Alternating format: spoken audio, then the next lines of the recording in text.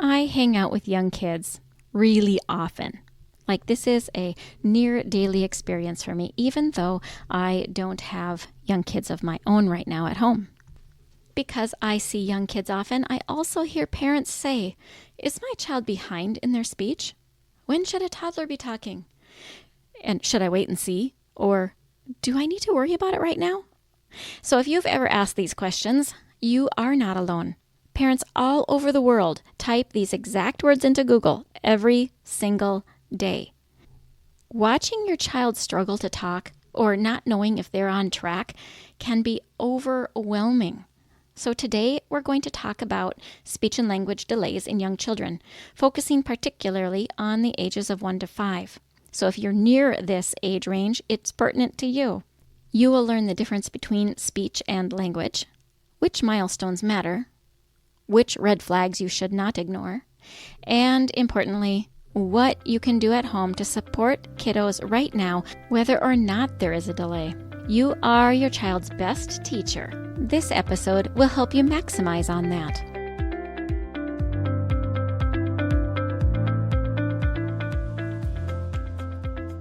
Does your child have a speech-language delay and you really want them to talk? Do difficult behaviors derail home life and you know the frustration is a communication struggle? Does your child see a speech therapist and you wonder, what do they do and how can I help? If these or similar questions are in your mind, this podcast is for you.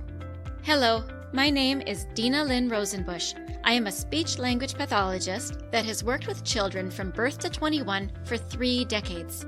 And in my classrooms, I see you wanting to connect with the heart of your child, but their speech and language skills create a barrier.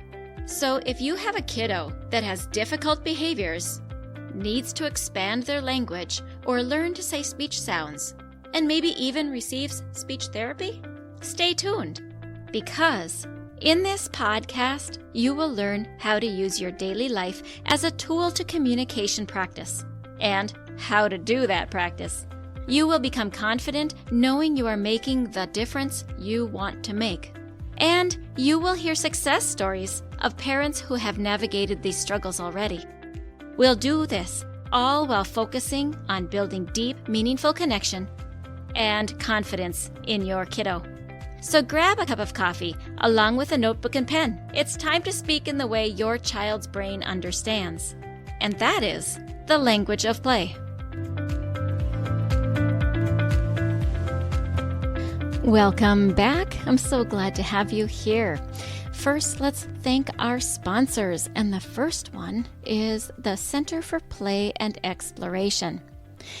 Feeling stuck, maybe burned out, or like the joy has slipped away? The good news, it's possible to rediscover delight, even with little ones. The Center for Play and Exploration helps parents bring back the childlike wonder we've lost in the busyness of life. Imagine this. Changing how you think actually changes how you feel. That's the power you'll find when you connect with the center. Use the link in the show notes and mention the language of play for 20% off. And if you'd love inspiration at an event, Dave, the founder, is a wonderful speaker. My next wonderful sponsor is Cindy at Lightning Admin VA. Nap time is precious, but if you're spending it answering emails and fixing the tech issues, it's not really a break. Cindy at lightningadminva.com can help. She's a virtual assistant who takes care of the behind-the-scenes business tasks, so you can use that time for the moments that really matter. She can help you in your business or the electronic part of your home life. Email Cindy at lightningadminva.com to see if she could help ease your life.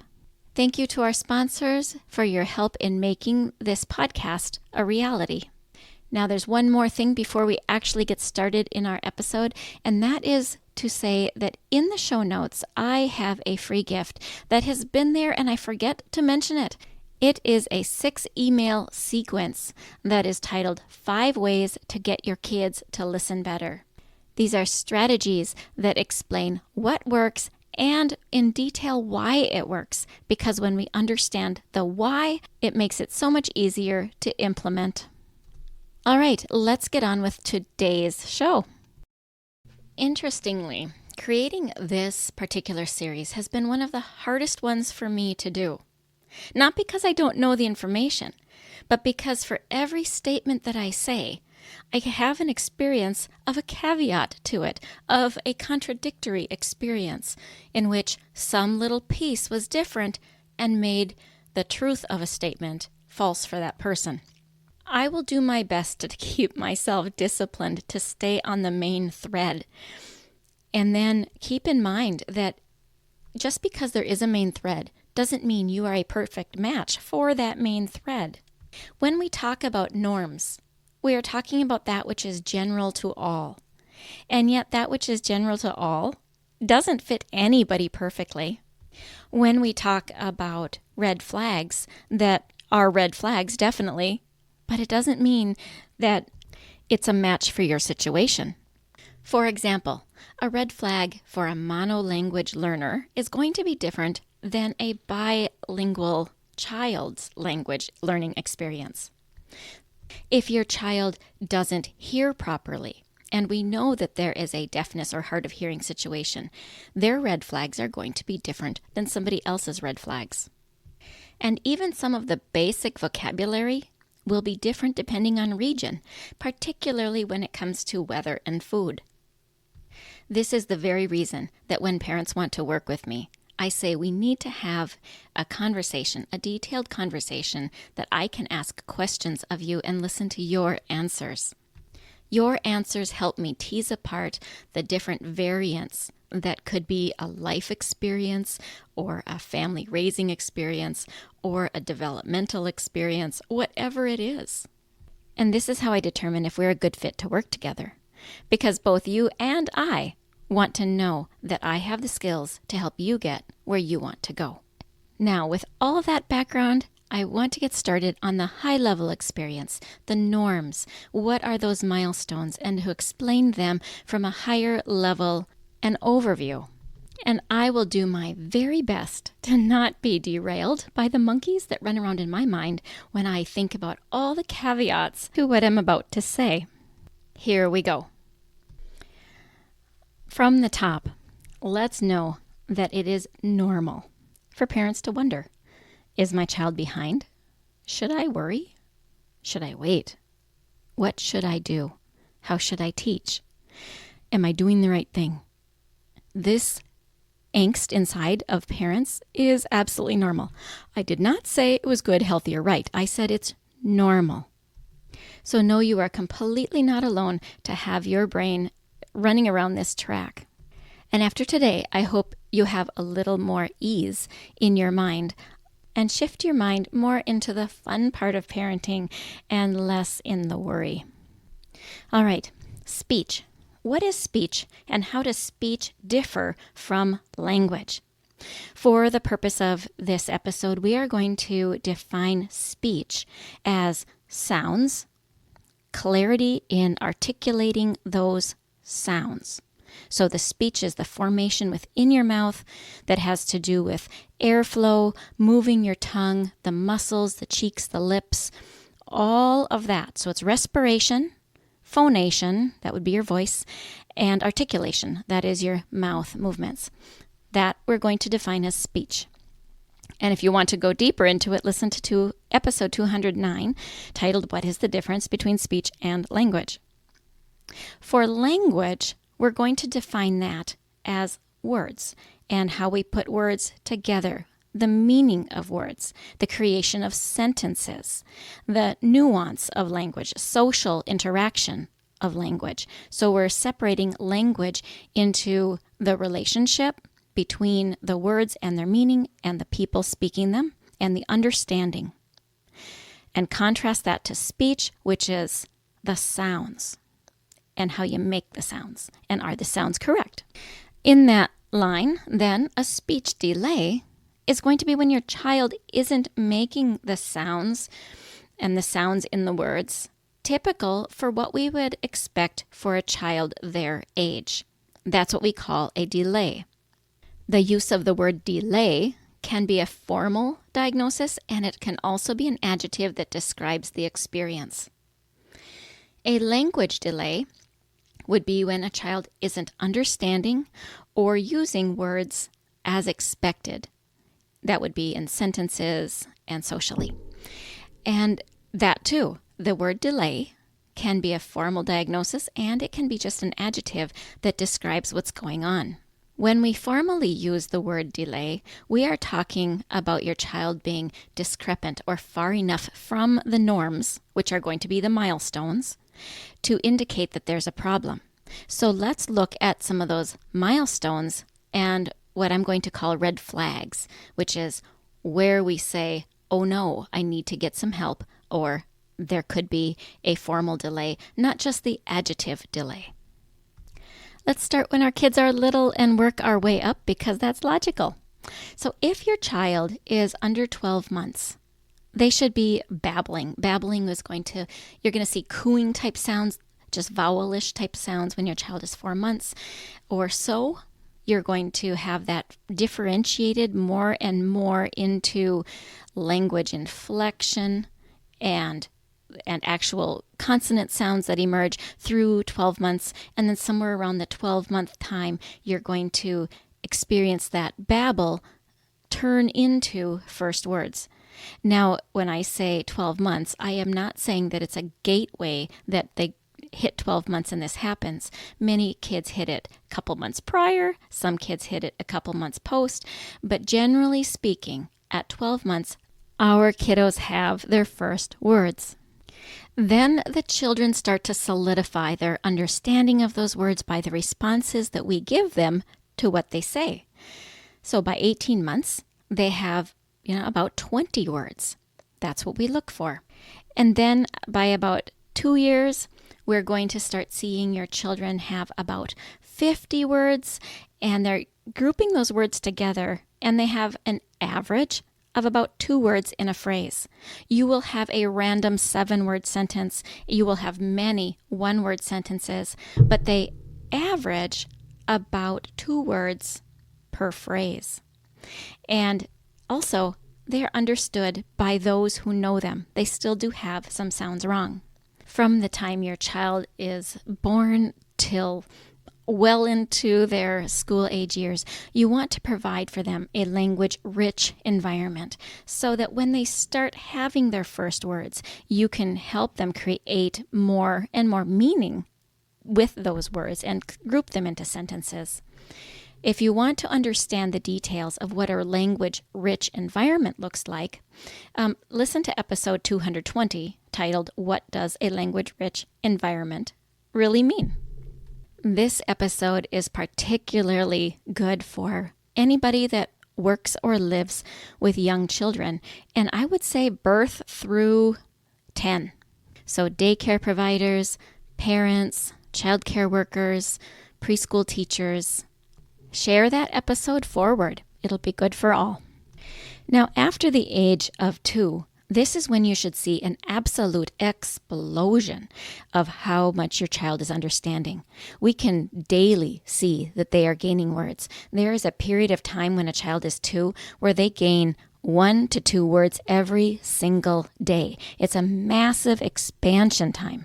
And this is exactly why we want that language-rich environment to be fully established by the time your child is 2. By the time your child hits 3, they should be using simple sentences. The average length of their sentence should be about 3 words, with, of course, random sentences that are very long and many 1 words still. And then we would like them to be understood about 75% of the time or greater, and that would be by anyone, not only those that know the child. So let's pause there and do some red flags for the birth through 3 group. Again, I'm going to define a red flag as the time that you should seek some help, the time that you should say, something might be going on, I need to get help. This doesn't mean don't seek information and help and better ways of teaching prior to this. I've had parents come to me not because their children have any kind of speech or language delay, but rather because they want to bolster their child's knowledge to just go on as well as they can at the fastest rate that they can. Because some parents come to me just knowing that if I can build their communication early, everything else builds on top of that. All right, red flags for the 12-month-old would be if they haven't started babbling yet and they're not saying sounds at all. A red flag at 18 months is when your child isn't saying words. And when I say words here, I do mean meaningful words. Your child intends to say the word that they say with an intent to communicate a message. A red flag at 2 years would be no 2-word phrases. At 2 years old, your child should be grouping words together, communicate what they want to say. A red flag at 3 years could be unclear speech. Most people should understand most of what is said by a 3-year-old. Another red flag at age 3 is if your child is not understanding your directions. All right, let's switch now to the milestones and red flags for 4 and 5-year-olds. And these are broader because, of course, we expect more from our older children. In the area of speech, 4-year-olds are mostly clear. They still have, some sounds wrong. It's not uncommon to have R and TH and L, but at the same time, for some kids, those sounds come early. Your 4-year-old should be able to tell you a story about what happened today, and it should be understood by you or other people around you. The average length of a sentence is usually about 4. And here's a quick way for you to remember this. It is not exactly correct, but it is correct enough for you to get an image and easy to remember. So a 1-year-old, the average length of their sentence is 1 word. A 2-year-old, the average length of a sentence is 2. 3 is 3, 4 is 4, and then 5 and up, you can't measure like this anymore. So the average length of a sentence then for 4-year-old is going to be actually a little over 4. And your 4-year-old is going to ask a lot of WH questions. Who, what, where, when, why. And they want to know, they're curious all the time. They understand time concepts that are general, like today, tomorrow, yesterday. And they can talk about feelings and simple ideas.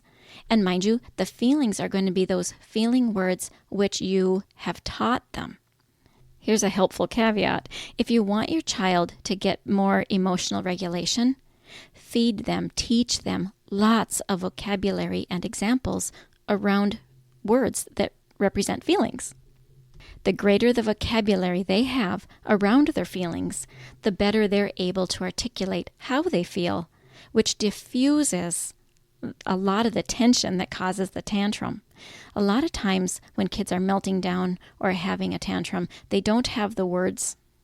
If when the child is young, you lean into building a vocabulary around how they feel emotionally, this will help you tremendously.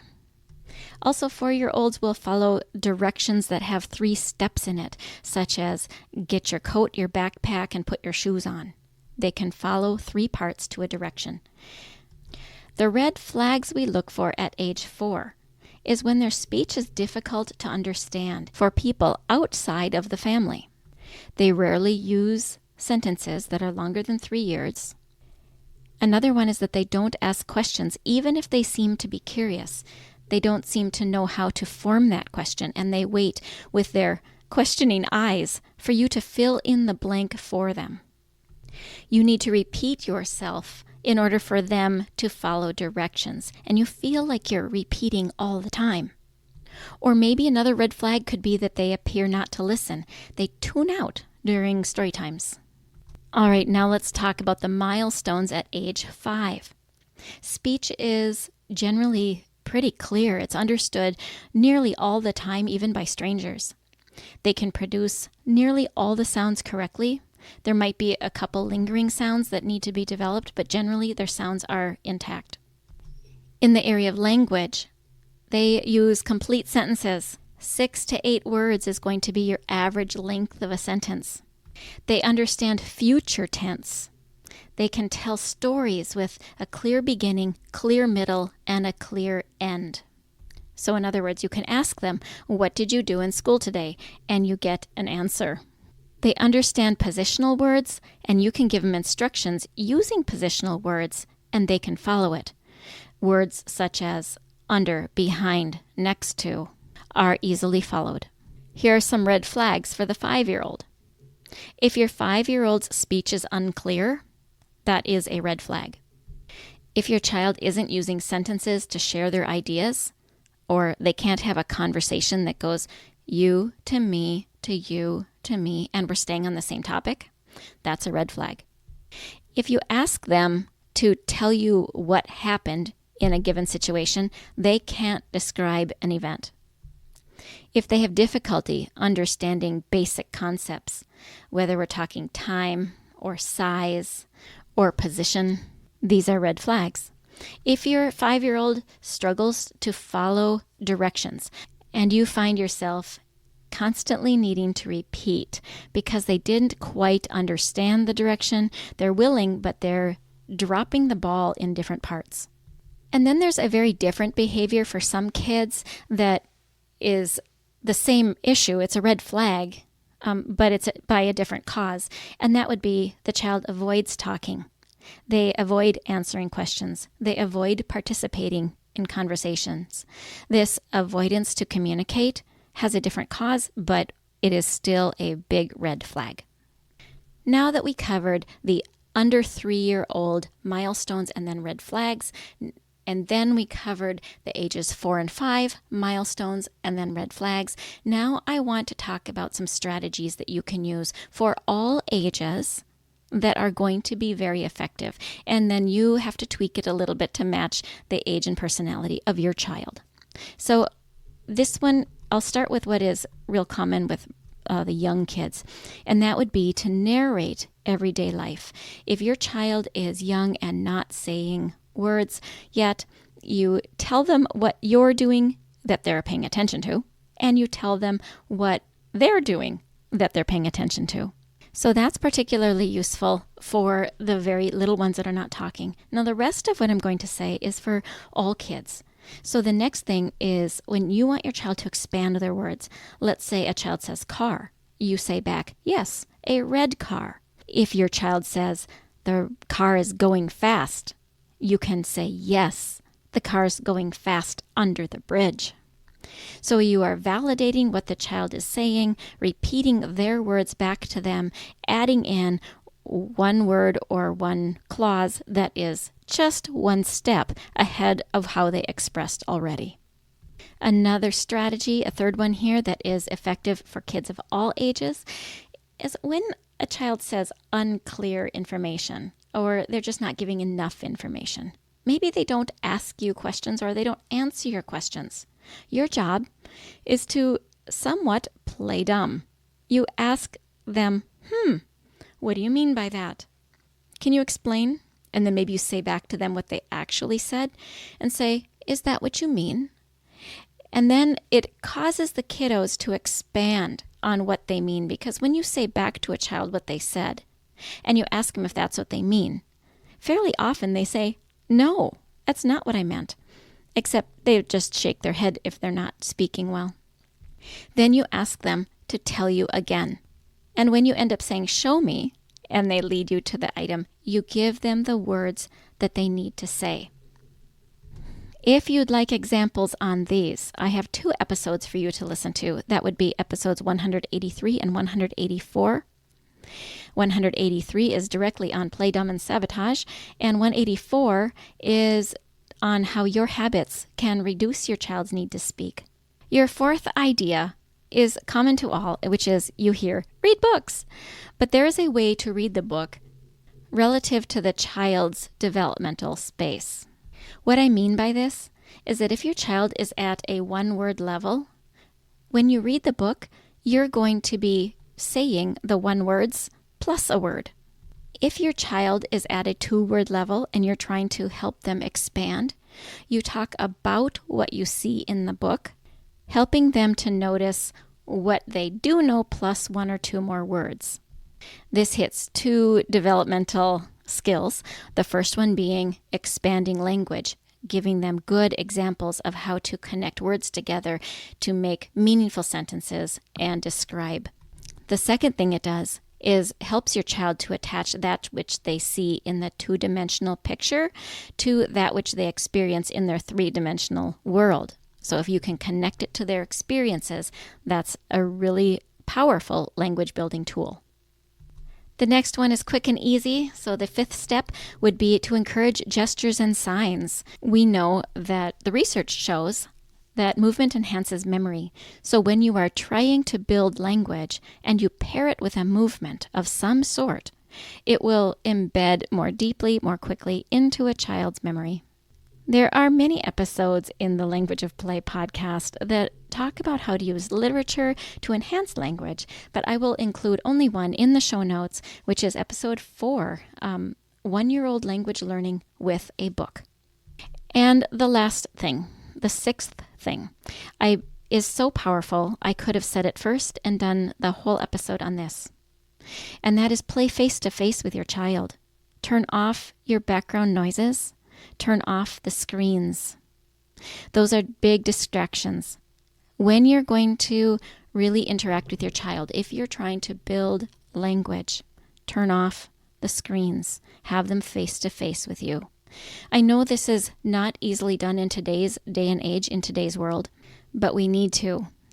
There are so many kids coming up in this generation where we are on our phones as parents, and our kids are not learning the basic skills because we aren't actually interacting with them in the way they need to be interacted with. And that would be turn off the noises, the sounds, and get face-to-face with them in present, in the real 3D world.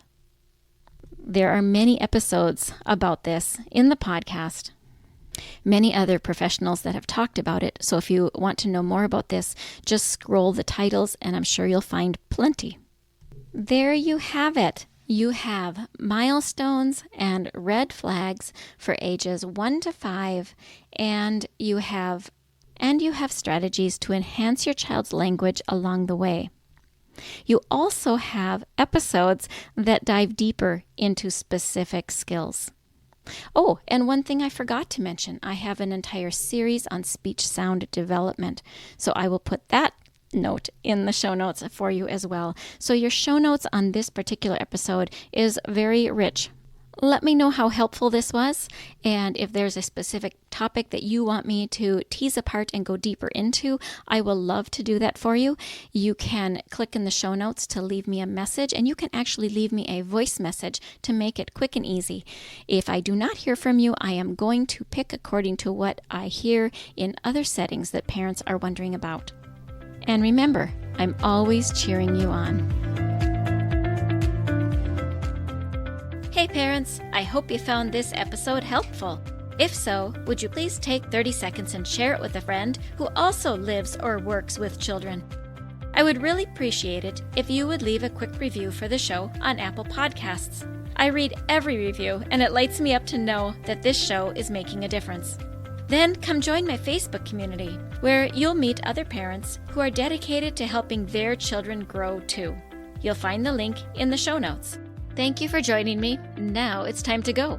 Let's pop our kiddos in the strollers and go look around outdoors and see what we have to talk about.